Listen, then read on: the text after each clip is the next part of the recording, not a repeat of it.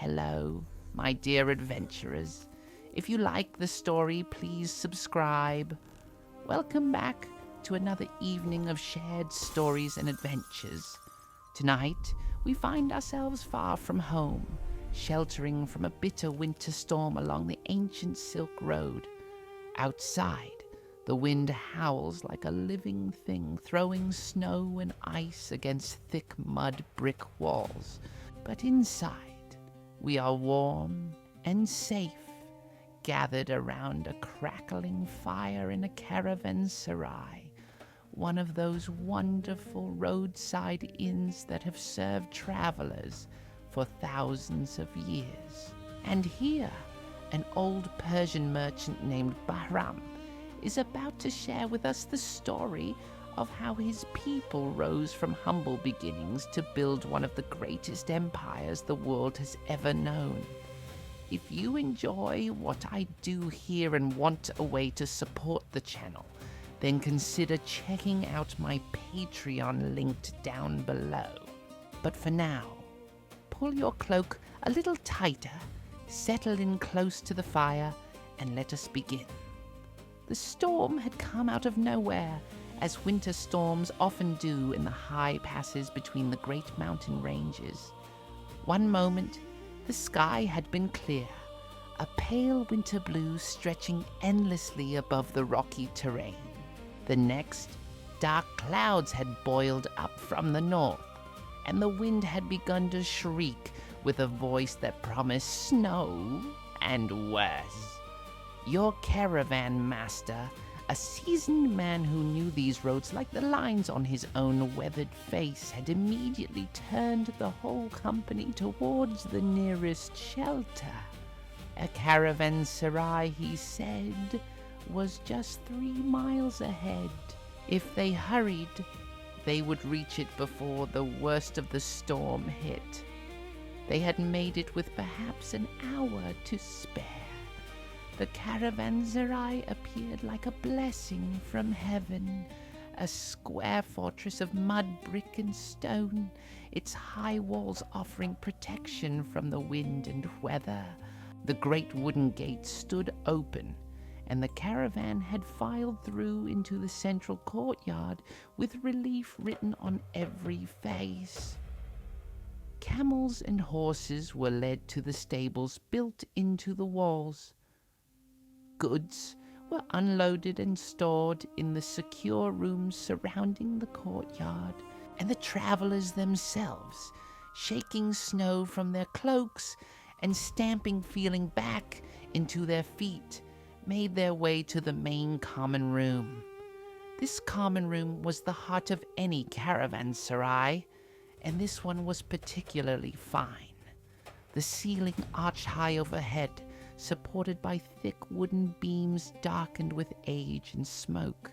The walls were whitewashed plaster, decorated here and there with faded painted designs showing flowers and geometric patterns.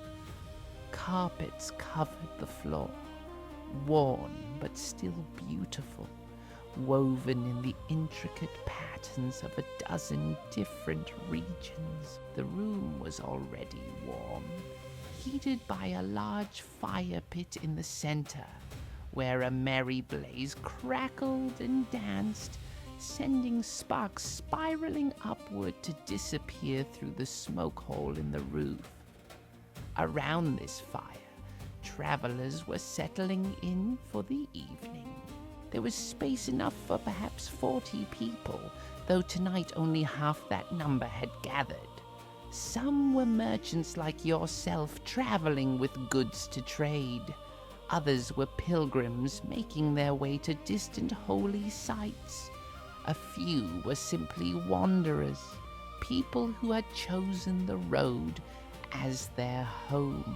They spoke a dozen different languages among them: Persian, Arabic, Turkic tongues, even a few words of Chinese from a trader who had come all the way from Cathay.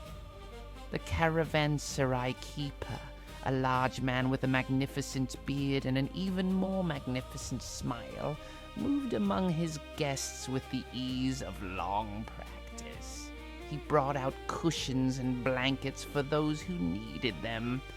He directed his servants as they carried in great platters of food, flatbread still hot from the oven, bowls of thick lentil stew fragrant with cumin and coriander, dishes of rice mixed with saffron and dried fruits, roasted lamb, tender and falling off the bone, pitchers of mint tea, sweet and steaming. The smells alone were enough to make your mouth water after a long, cold day on the road. You found yourself a spot not too far from the fire, close enough to feel its warmth, but not so close as to be uncomfortable. You settled onto a cushion with a sigh of relief, feeling the tension of the day draining away. Around you, other travelers were doing the same, arranging themselves in small groups, sharing food and beginning to talk in the easy way that strangers do when they find themselves sheltering together from the storm. The wind outside was growing louder now, a steady howl punctuated by sharp cracks as gusts hit the walls. Snow was beginning to fall in earnest. You could hear it hissing against the shuttered windows, but inside, all was warmth and light and the comfortable sounds of people at their ease. Someone laughed at a joke. A child, traveling with its mother, made happy noises as it ate honey-soaked bread. The fire popped and sparked. It was then that you noticed the old man. He sat near the fire, positioned so that the light fell across his face in the most flattering way. He was quite old. You could see that immediately. His face was deeply lined, the kind of lines that came from a lifetime of smiling and squinting into distant horizons.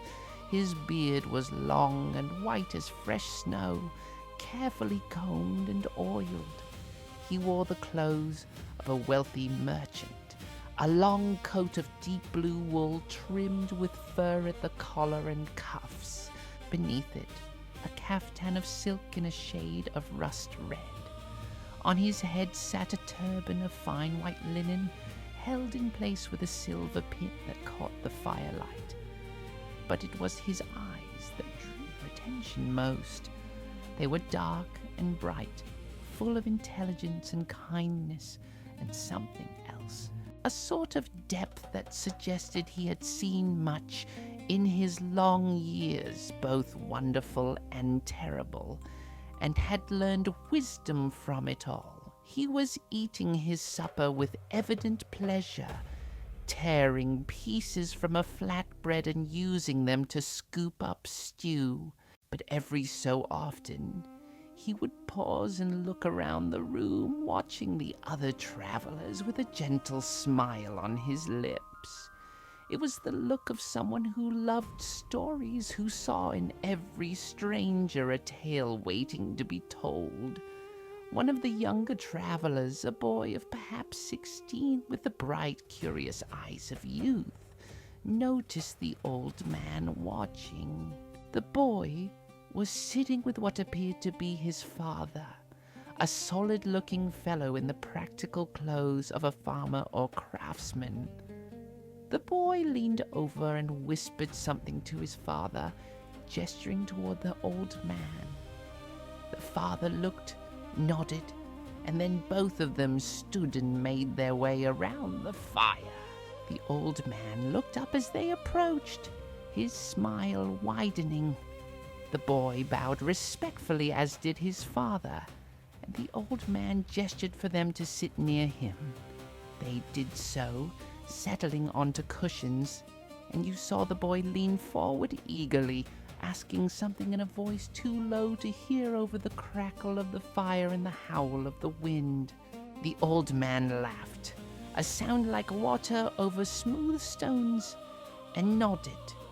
He set aside his bowl and settled back against his cushions more comfortably, preparing himself. You noticed other travelers beginning to pay attention now, drawn by something in the old man's manner. One by one, they shifted closer, forming a loose circle around the fire with the old man at its center. The caravanserai keeper noticed this gathering and smiled knowingly. He moved among the travelers, refilling teacups, offering more cushions, making sure everyone was comfortable. This was not the first time travelers had gathered for stories in his establishment, and it would not be the last. Stories were as much a part of the Silk Road as silk itself. When everyone had settled, when the last cup had been filled and the last cushion arranged, the old man looked around the circle of faces, his own face warm with pleasure at having an audience. He took a sip of his tea, savoring it, then set the cup down carefully. When he spoke, his voice was rich and deep, carrying easily through the room despite not being particularly loud. It was the voice of a born storyteller, a voice that knew how to hold attention and paint pictures with words. "My friends," he began, "I am called Bahram, and I am a merchant of Persia. Though I have traveled far from my homeland over the course of my long life, I have walked the Silk Road from end to end more times than I can count. I have seen the deserts of Arabia and the mountains of the Hindu Kush. I have bargained in the bazaars of Damascus and Samarkand and even distant Chang'an. I have carried silk westward and spices eastward and glass and carpets and all manner of goods in between." He paused, his eyes twinkling. "But the most valuable things I have carried, the treasures that mean the most to me, are not things that can be weighed or sold. They are stories, the stories of my people, of the land from which I come, of the great empire that once stretched from the shores of the Mediterranean to the borders of India." The young boy who had first approached him spoke up, his voice eager. "The Persian Empire. We learned of it from our village teacher. He said it was the greatest empire in the world." "It was indeed," Bahram said with a nod, "though it was not called Persian by those who built it. They called themselves Achaemenids after their ancestor Achaemenes. Or sometimes they simply said they were Iranians, people of Iran, which means the land of the Aryans or nobles. But Persian is the name that stuck in the minds of others, and so Persian it has remained." He leaned forward slightly, his voice taking on a more intimate tone. "Tonight, if you will permit me, I would like to tell you the story of how this empire came to be.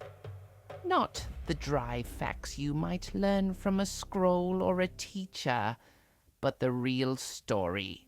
The story of the people who built it, the kings who ruled it, the soldiers who fought for it, and the ordinary folk who lived their lives within its borders.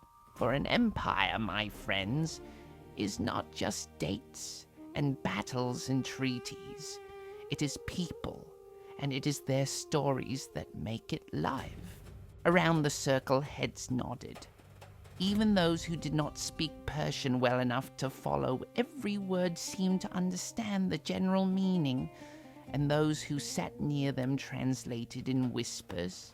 The fire crackled and sent up a fresh shower of sparks. Outside, the wind howled louder, but inside all was warm and safe and full of anticipation.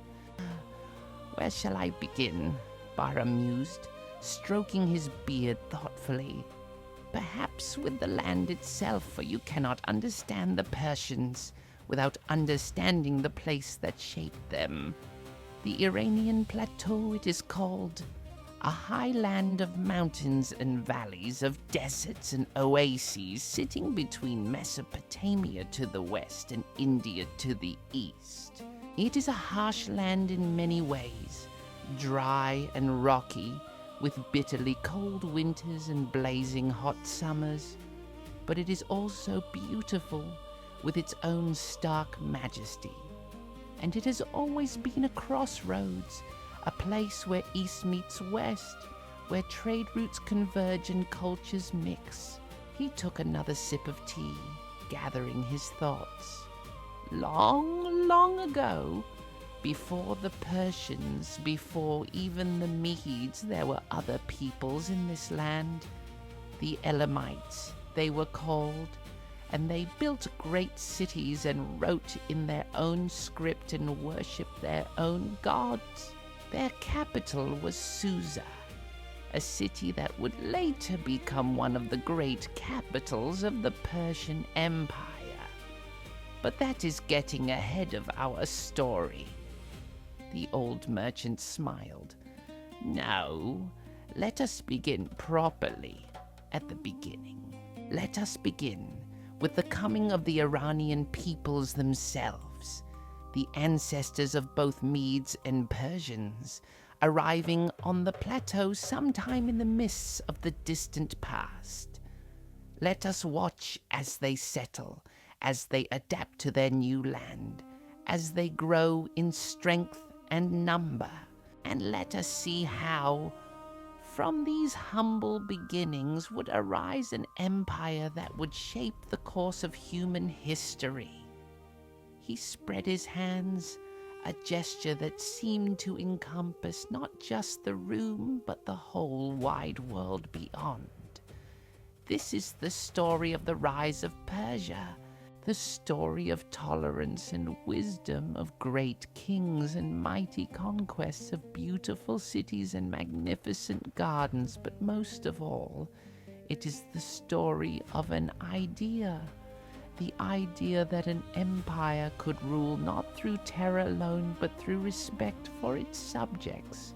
That different peoples, different religions, different ways of life could exist together under one rule, each keeping their own customs, and yet all part of something greater. The young boy leaned forward even further, his eyes wide. "Tell us, Master Bahram. Tell us everything." Bahram laughed, delighted. "Everything? That would take many nights, young one. But I shall tell you as much as an old man can manage before the dawn comes and the storm passes. For once a story begins to be told, it demands to be finished."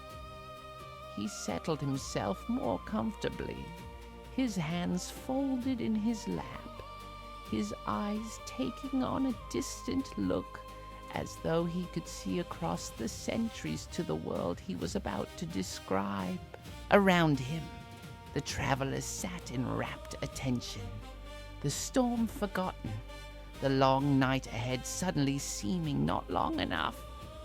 The fire burned bright, casting dancing shadows on the walls, and in that moment, in that warm room full of strangers who had become an audience, the past began to come alive. "Now then," Bahram said, his voice dropping to that perfect storytelling register, intimate yet carrying, "let us journey back more than 2,000 years. Let us go to a time when the great cities of Mesopotamia still stood proud, when Egypt was ancient and wise, when Greece was just beginning to dream of democracy. Let us go to the Iranian plateau, where a new people were making their home, and where the seeds of empire were about to be planted." And with those words, the story truly began. The wind rattled the shutters as Bahram began his tale in earnest, his voice carrying easily over the storm's fury. He gestured with his hands as he spoke, painting pictures in the air for his captive audience. Picture, if you will, the Iranian plateau as it was nearly 3,000 years ago. It was not empty land waiting for newcomers. No, it already had its own ancient civilization, one that had flourished for over 2,000 years before the Persians ever arrived. These were the Elamites, and their story deserves to be told, for they left their mark upon the land and upon the people who would come after them. He paused to take a sip of tea, then continued. The Elamite civilization arose in what we now call Khuzestan, in the southwestern part of the plateau, where the Zagros Mountains meet the lowlands of Mesopotamia. Their capital was Susa, and what a city it was! Great ziggurats rose toward the sky, temples where priests performed sacred rites to gods whose names are now mostly forgotten. Inanna they worshipped, and Naparisha and others besides.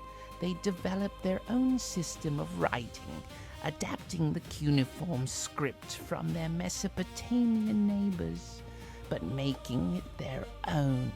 On clay tablets they recorded laws and treaties, business transactions and royal proclamations. A merchant in the audience, a man with the look of someone who dealt in written contracts, leaned forward with interest. They had laws, written laws. Indeed they did, Barham confirmed. The Elamites were no barbarians. They built a sophisticated civilization that traded with the cities of Mesopotamia, sometimes as partners, sometimes as rivals. They sent caravans loaded with timber from their mountains, with precious stones from their mines, with fine textiles from their workshops. In return, they received grain from the river valleys, fine pottery, works of art. For centuries, Elam was a power to be reckoned with, sometimes even conquering Mesopotamian cities and carrying away their treasures. He smiled slightly. But nothing lasts forever, my friends. By the time the Iranian peoples began arriving on the plateau, Elam was already in decline, weakened by wars with Assyria and Babylon, its glory days behind it. Yet the Elamites had prepared the way, you might say. They had shown that civilization could flourish on the plateau. They had established trade routes, built cities, created a tradition of learning and governance. And when they finally faded, they left behind not just ruins, but knowledge, customs, and even some of their people who would blend with the newcomers. The young boy who had first asked for the story spoke up. And the Iranian peoples, where did they come from? That is a question that scholars still debate, Bahram said with a chuckle. But the general belief is that they came from the north and east, from the great steppes beyond the Caspian Sea. They were part of a larger migration of Indo-European peoples, the same great family of nations that would eventually spread across much of Europe and Asia. These were originally nomadic peoples, herders of horses and cattle and sheep, living in felt tents and following their flocks across vast grasslands. He gestured broadly. Sometime around the year 2000 before the birth of Christ, perhaps a bit earlier or later, these Iranian peoples began moving south onto the plateau. It was not a sudden invasion, you understand, but a gradual migration that took place over generations. They came seeking better pastures, escaping pressure from other tribes drawn by the promise of richer lands. And slowly, year by year, decade by decade, they established themselves. These Iranians split into two main groups. Bahram continued, holding up two fingers. The Medes, who settled in the northwestern part of the plateau, in the region we now call Media, and the Persians, who made their home further south and east in an area that came to be known as Parsa or Persis. At first, both were relatively minor peoples living in small settlements and villages, tending their herds, occasionally raiding each other or their neighbors. But they were learning, adapting to their new homeland, growing stronger. He paused, his expression becoming more serious. Now, you must understand the world they found themselves in. To the west, in the great river valleys of the Tigris and Euphrates, lay the might of Assyria. Have you heard of the Assyrians? A fearsome people, builders of a military empire that struck terror into the hearts of all who heard their name. Their armies were the most advanced in the world, with iron weapons and siege engines and cavalry. They conquered everything in their path, creating an empire that stretched from Egypt to the Persian Gulf. A woman in the audience shuddered visibly. I have heard tales of the Assyrians. They were cruel, were they not? Cruel as only the ancient world knew how to be, Bahram agreed grimly. They made examples of conquered cities, carrying away populations, leaving pyramids of skulls to warn others of the cost of resistance. The Assyrian kings boasted in their inscriptions of the terrible things they did to their enemies, and for a long time, both Medes and Persians lived in the shadow of this terrible power, paying tribute when they had to, staying out of Assyria's way when they could. He brightened slightly.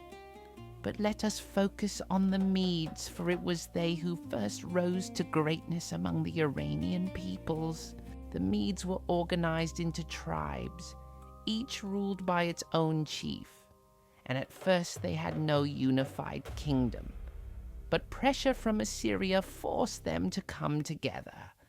Around the year 728 before Christ, a remarkable man named Deioces managed to unite the Median tribes under his rule.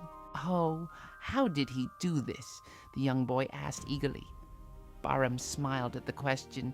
Ah, there is a story about that, told by the Greek historian Herodotus. Though how much is true and how much is legend, who can say?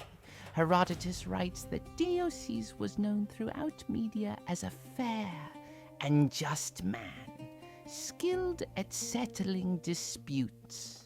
People from all the tribes would come to him to arbitrate their disagreements, and he always gave wise judgments.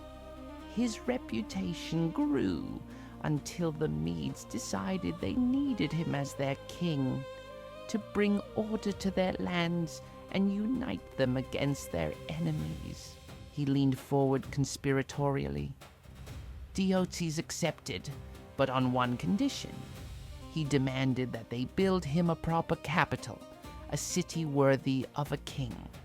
And so, the Medes built Ecbatana, which would be one of the great cities of the ancient world. Herodotus describes it as having 7 concentric walls, each painted a different color.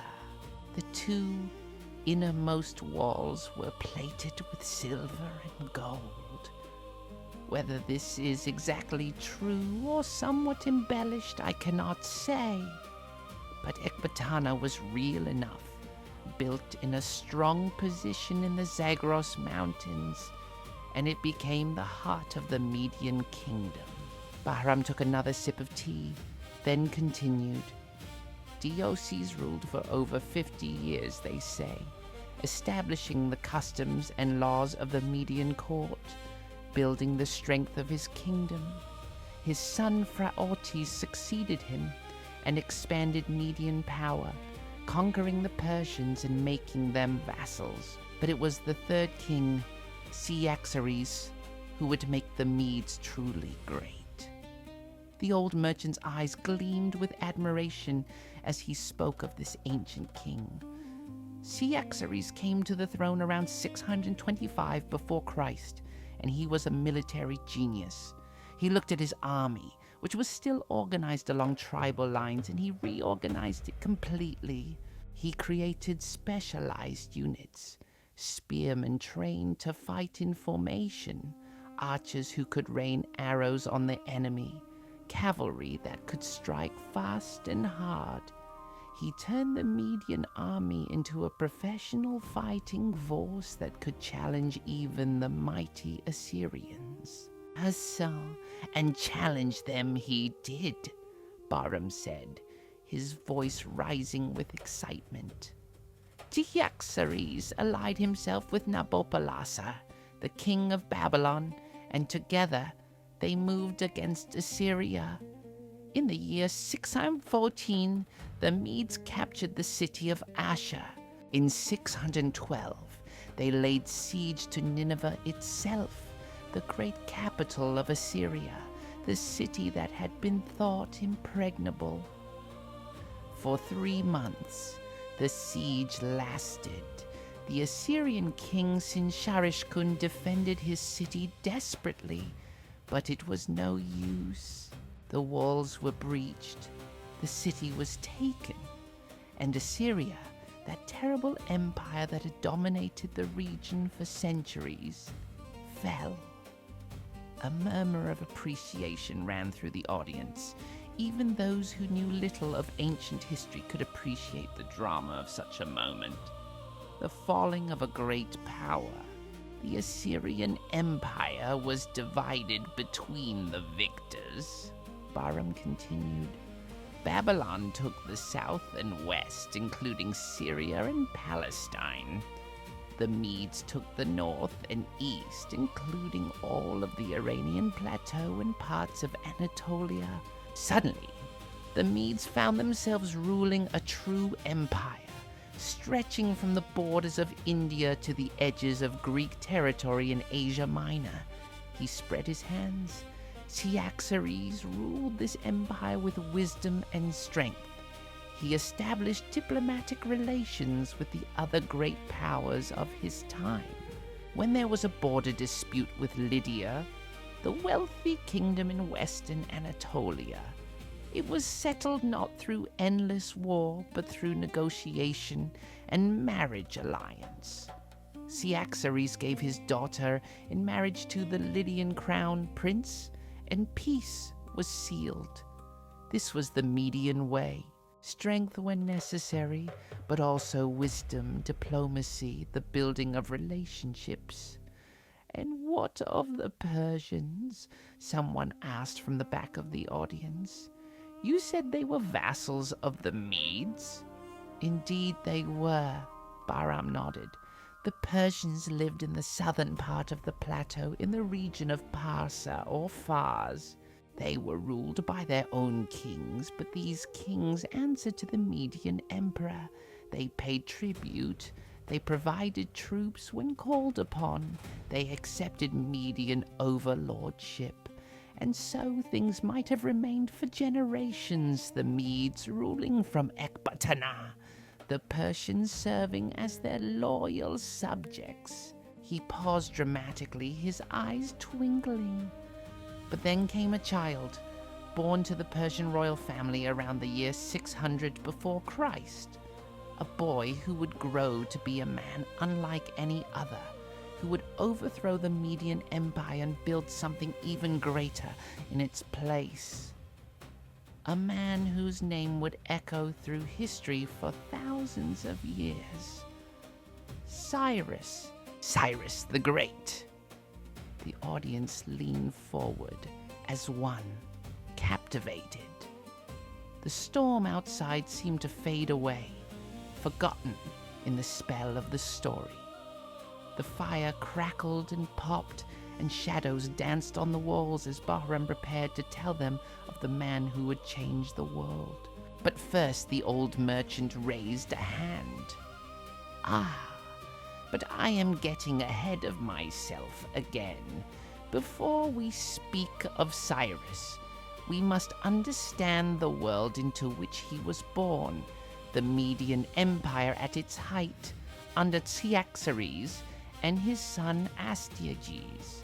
We must see the glory of Ecbatana, hear the clash of armies, smell the incense in the fire temples where the Medes and Persians both worshipped Ahura Mazda, the wise lord, according to the teachings of the prophet Zarathustra. He settled back against his cushions. The Medes had created something remarkable. They had shown that the Iranian peoples could not only survive, but thrive, could build an empire to rival those of Mesopotamia and Egypt. They had established administrative systems, trade networks, military traditions.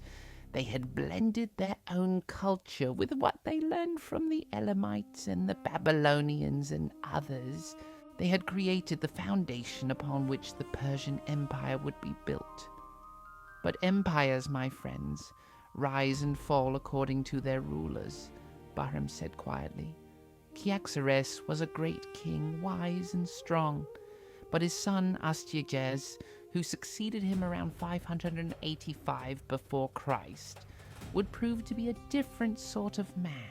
He was capable enough at first, maintaining his father's empire, keeping the peace, but he was also suspicious, prone to dark dreams and darker fears, and it would be his own suspicion, his own fear that would plant the seeds of his downfall. The old merchant looked around at his audience, making sure he had their full attention. And that, my dear friends, is where the story of Cyrus truly begins, with a dream that terrified a king, and a child who should have died but lived to build an empire. He smiled. But that tale must wait for our next chapter. For now, remember this. The Medes showed what was possible. They proved that the Iranian peoples could be great. They built the first Iranian empire and left a legacy of strength, culture, and wisdom. When the Persians rose to take their place, they did not destroy what the Medes had built. They inherited it, honored it, and built upon it. The Median nobles kept their positions of honor in the Persian court.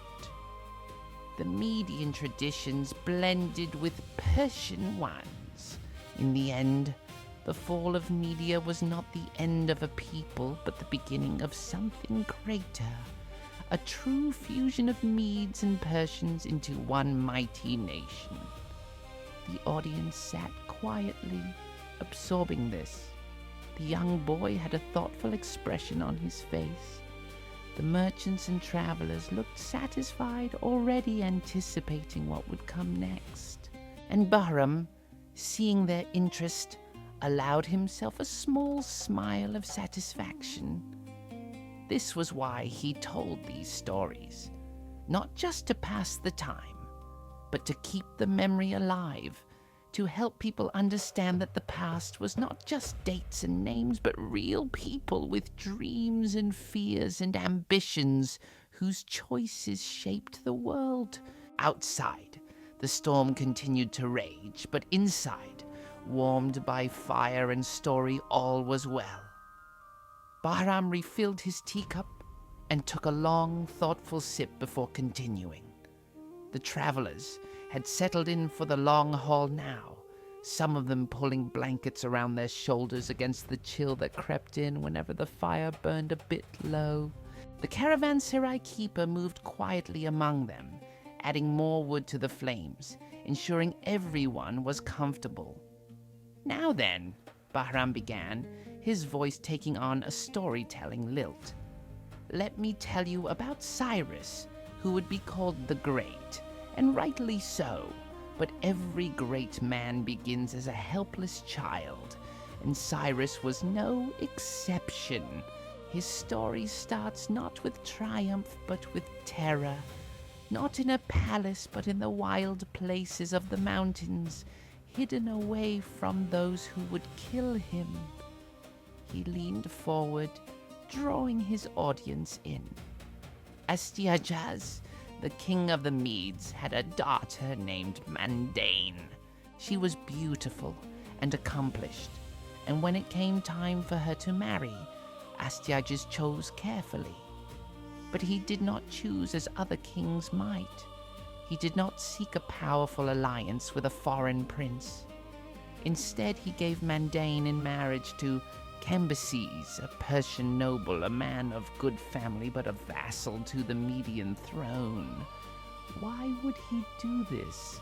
Because Astyages had learned not to trust ambition too close to his throne. One night, Bahram continued, his voice dropping, Astyages had a dream. He dreamed that his daughter Mandane passed water so copiously that it flooded not just his palace, but all of Asia. It was a disturbing dream, and Astyages, like many rulers of that age, put great stock in dreams. He called his wise men, his magi, and asked them what it meant. Their answer chilled him to the bone. The dream meant that Mandane's son would overthrow him and rule in his place. The young boy in the audience gasped. What did he do? He married her to a Persian, Bahram replied, thinking that a grandson who was half Persian raised far from Ecbatana would pose less threat than one born to a Median prince. But the fates were not so easily thwarted. A year passed and Mandane gave birth to a son. And on the very night of the child's birth, Astyages had another dream. He dreamed that from between his daughter's legs grew a vine that spread and spread until it covered all of Asia. The old merchant shook his head slowly. Once again, he called his dream interpreters, and once again they gave the same answer. This child would overthrow him and take his empire. Astyages was struck with fear. He could have accepted the prophecy, could have raised the boy as his heir, ensuring his line continued. But fear makes men foolish, and Astyages chose a darker path. He summoned one of his most trusted nobles, a man named Harpagus, and gave him a terrible command. Take the infant Cyrus into the mountains and kill him. Leave no trace. Make sure he never reaches manhood to fulfill the prophecy. A woman in the audience made a soft sound of distress, and Bahram nodded sympathetically. It is a dark beginning, I know, but Harpagus found himself in an impossible position. He was a loyal servant, but the thought of murdering an innocent child, a royal prince, filled him with horror. So he made a choice that would change history. He would obey the letter of his orders, but not the spirit. He took the infant Cyrus, yes, but he did not kill him with his own hands. Instead, he gave the child to one of the king's herdsmen, a man named Mithridates who lived in the mountains with his wife. Kill this child, Harpagus told the herdsman, and bring me proof that it is done. Bahram smiled slightly. But fate has a way of intervening. Mithridates' wife had just given birth herself to a stillborn child. When she saw the living baby, healthy and beautiful, something stirred in her heart. She begged her husband to spare the royal child and give the dead infant to Harpagus as proof. They could raise Cyrus as their own, she said, and no one would ever know. Mithridates moved by his wife's tears and perhaps by something more, by a sense that this child was meant for greatness, agreed. The old merchant spread his hands, and so Cyrus grew up not in a palace but in a herdsman's cottage, high in the Zagros mountains. He tended goats and sheep, he learned to track animals and read the weather. He grew strong and hardy in the clean mountain air. His adopted parents gave him a simple name, one that would not attract attention, but they also taught him honor and courage, and something in the boy's nature responded. Even as a child, the other village children followed him. He was a natural leader, brave and generous, quick to laugh and slow to anger. The story goes, Bahram continued, that when Cyrus was about 10 years old, he was playing a game with other boys from the village. They were pretending to be a kingdom, and they chose Cyrus as their king because he was the best at organizing them and settling their disputes. One of the boys, the son of a Median noble who was visiting the area, refused to obey Cyrus and acted disrespectfully. So Cyrus, taking his role as king seriously, had the boy whipped for his disobedience. The young boy in the audience looked worried. Was he in trouble? Oh, yes, Bahram chuckled. The noble father was outraged that his son had been whipped by a mere herdsman's child. He complained directly to King Astyages. The king, curious about this situation, summoned both the herdsman Mithridates and the boy Cyrus to his court. When they arrived, Astyages looked at the child and was struck by something in his bearing, in his features. There was something royal about him, something that could not be hidden by shepherd's clothes or mountain dirt. Bahram's voice grew tense. Astyages questioned the boy, and Cyrus answered boldly and honestly, explaining that he had punished the noble's son fairly, according to the rules of their game. His courage and composure impressed everyone present, but it also made Astyages suspicious. He looked more closely at the boy's face and saw something there that disturbed him, a resemblance perhaps to his own daughter Mandain. His suspicions aroused, he questioned Mithridates privately, and under threat of terrible torture, the herdsman told the truth. The child lived, Bahram said quietly. The grandson that Astyages had ordered killed lived and thrived. Now the king faced a choice. Kill the boy now, with his own hands. But Cyrus was 10 years old, charming and well-spoken, and it is harder to kill a child you have seen and talked to than one who is just an abstract threat. Besides, the Magi, when consulted again, gave Astyages comfort. They said that the prophecy had already been fulfilled. The boy had been king, if only in a children's game. The dreamer was satisfied. Cyrus posed no real threat. The old merchant shook his head. How wrong they were, or perhaps how right. And they told Astyages what he wanted to hear to save the boy's life. Whatever the case, Astyages decided to spare Cyrus. He sent the boy to his father, Cambyses, in Persia. To be raised as a prince should be raised, but he did not forget Harpagus' disobedience. For that betrayal, Astyages enacted a revenge so terrible that I will not describe it in detail. Suffice it to say that Harpagus was forced to eat a meal that contained the flesh of his own son. It was a crime that cried out for vengeance, and Harpagus never forgot it. He waited, and he plotted, and when the time came, he would have his revenge. A heavy silence fell over the audience. The fire crackled, and somewhere outside the wind howled mournfully.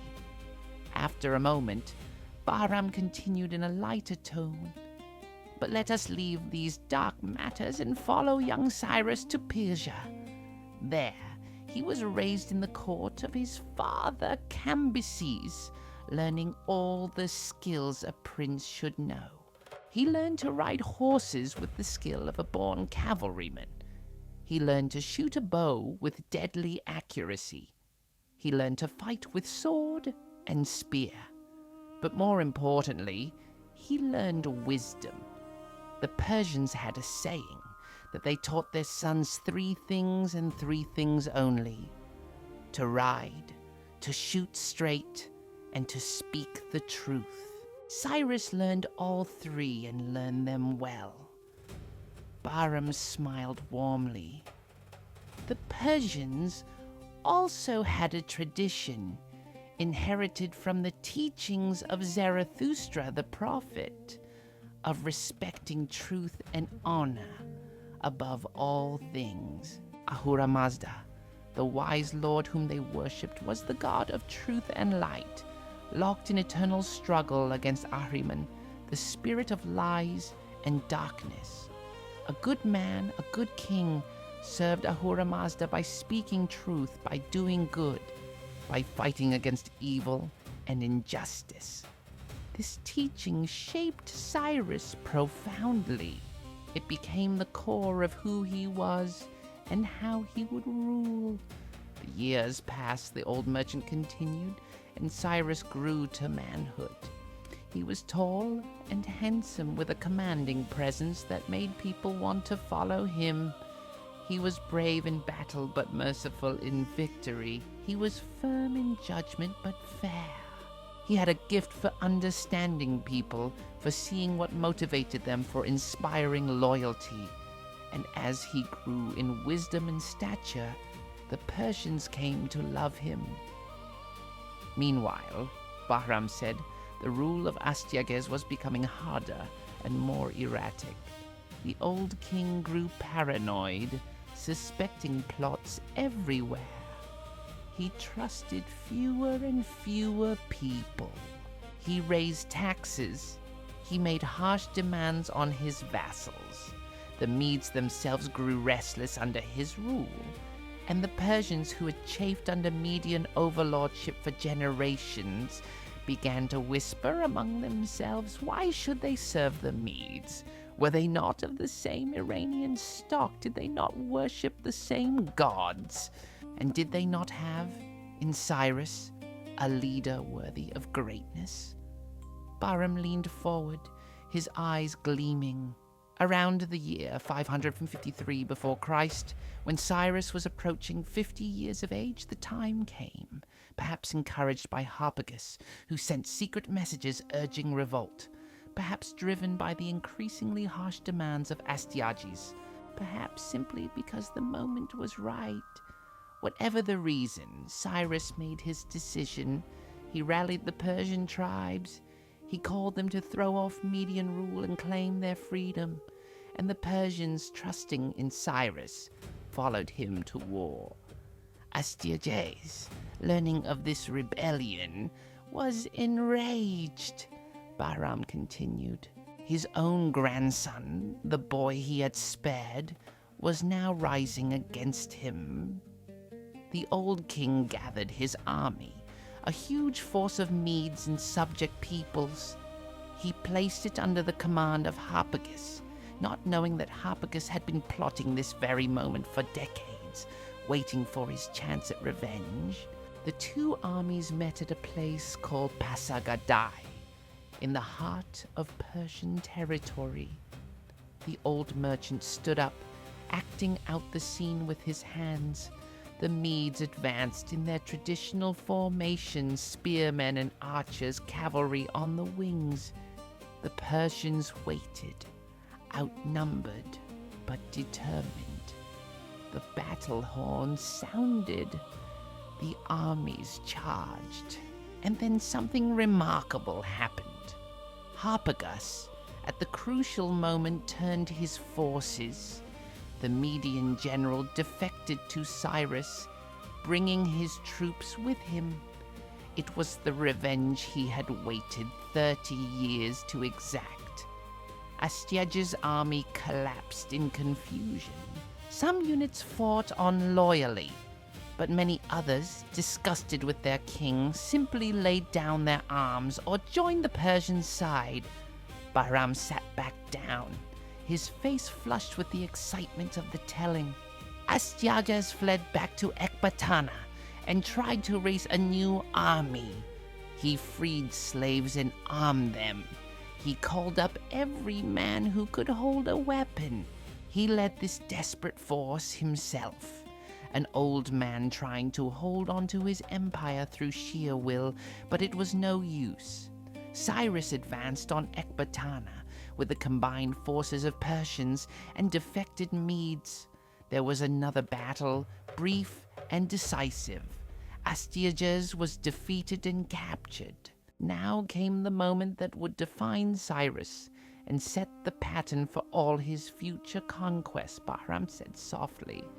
He held his grandfather, the man who had tried to have him killed as an infant, as a prisoner. Many kings would have executed Astyages, made an example of him, perhaps enacted terrible revenge. But Cyrus was not like other conquerors. He treated Astyages with respect, gave him comfortable quarters, allowed him to live out his days in peace. He did not slaughter the Median nobility or burn their cities. Instead, he integrated them into his new empire. Median nobles kept their positions, their lands, their dignity. The Median capital of Ecbatana became one of Cyrus' capitals. The Medes and Persians, he declared, were now one people.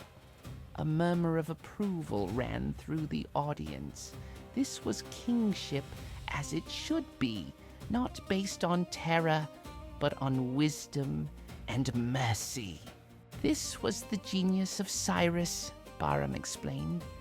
He understood that an empire built on fear would always be unstable, always requiring force to maintain.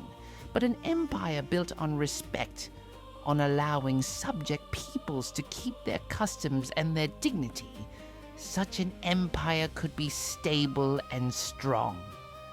The Medes did not feel conquered. They felt included.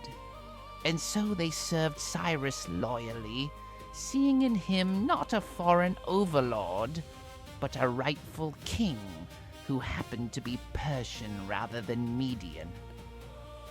In the year 550 before Christ, Bahram declared, the Persian Empire was born.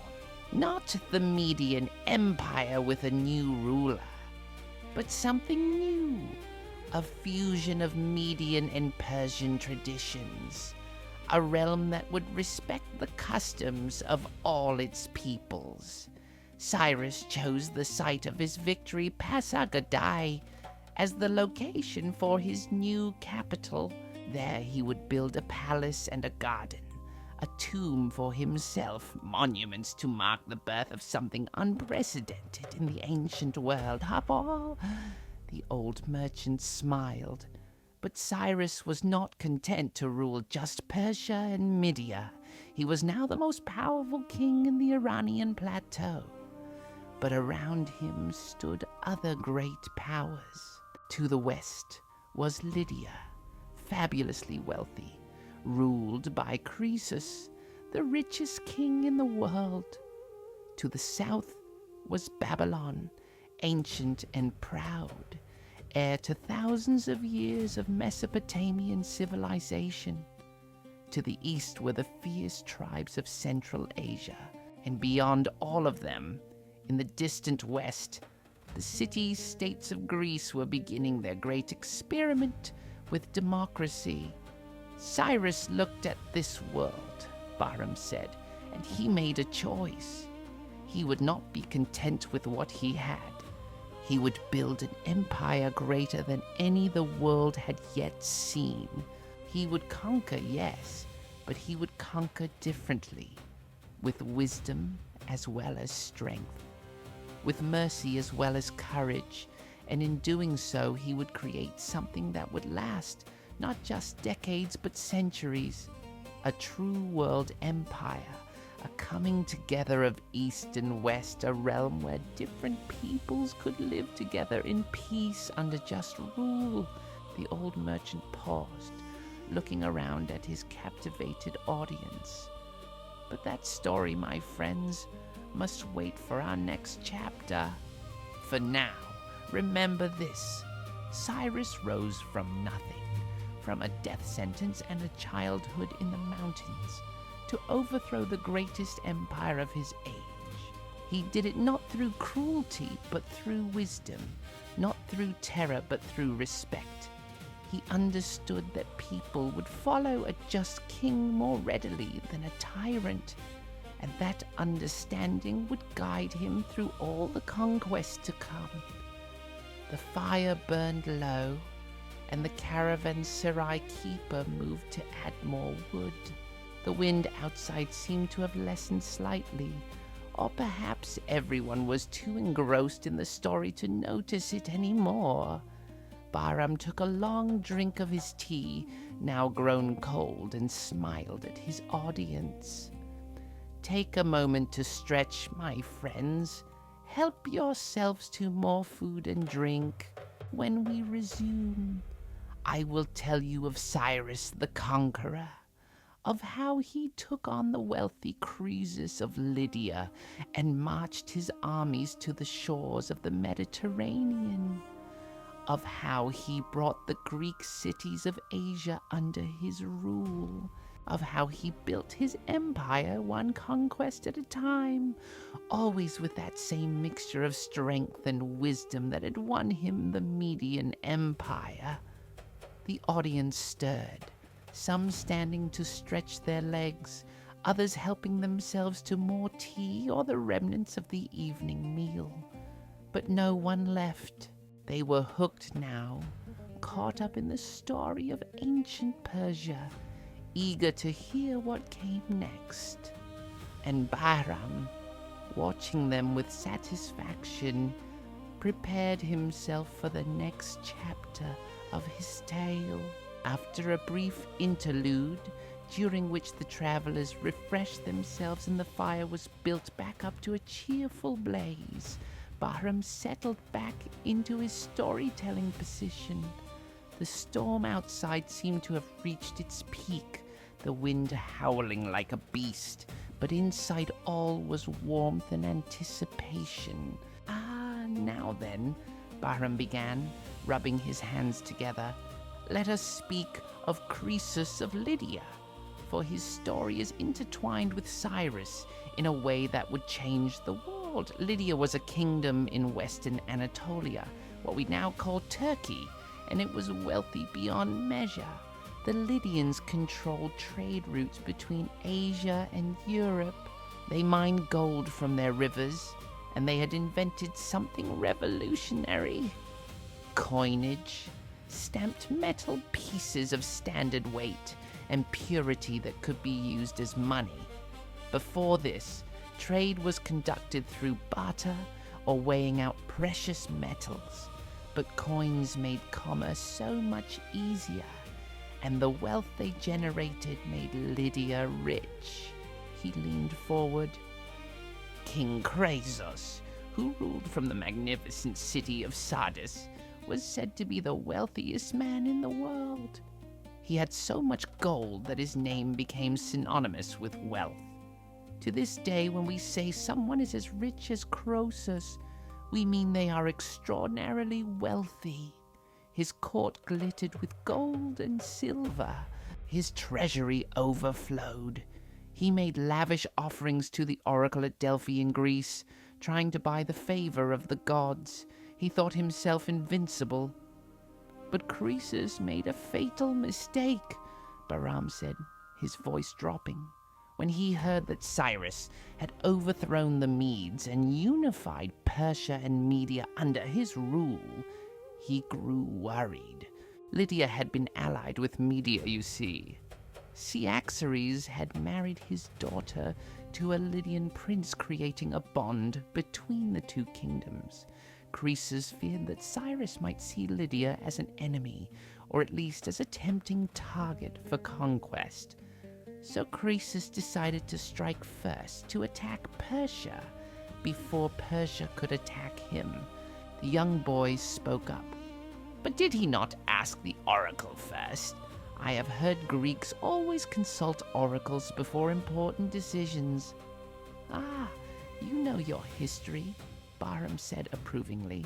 Yes, Croesus sent messengers to Delphi with lavish gifts, asking whether he should attack Persia, and the oracle gave him an answer.